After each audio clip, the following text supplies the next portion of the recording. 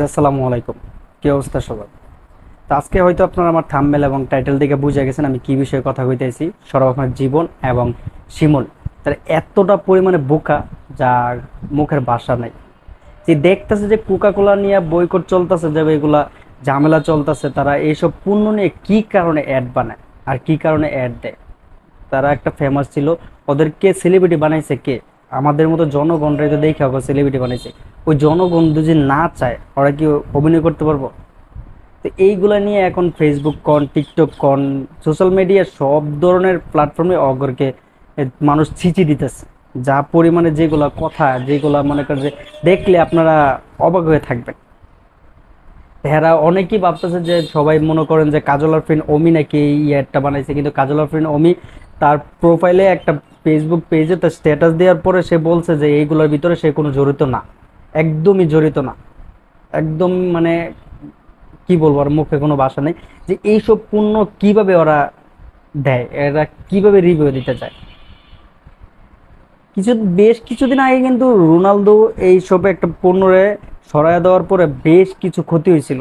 এইগুলা দেখার পরও যদি এরকম একটা মানে বুঝার মানুষ হয়ে যদি এরকম অ্যাড তৈরি করে।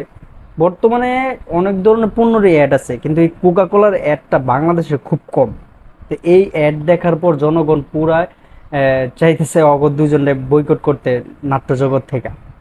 মানে অনেক ধরনের গালাগালি, বাজে বিহেভ, অনেক ধরনের কথা।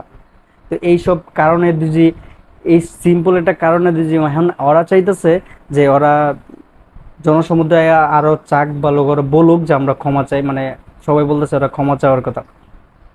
তো আপনাদের মতামত কি এগুলা বিষয় নিয়ে? সত্যি মানে এ, ইহুদি পণ্য না খাওয়াটাই বেটার। কোকা কোলা ইহুদি পণ্যটা না খাওয়াটাই বেটার। ইহুদি যারা আছেন মুসলমানদের তো দেখতে আছেন যে কত পরিমাণে কি পরিমাণে অত্যাচার করতেছে মুসলমানদের উপর। তো সবাই চাই যে আমরা এই ইহুদি পণ্যটা বাংলাদেশ থেকে সরাই দেওয়ার জন্য, কারণ বাংলাদেশ একটা মুসলিম কান্ট্রি। সবাই 90% লোকই মুসলমান। তো এটাই সবাই যা বলে একটু বোঝার দরকার।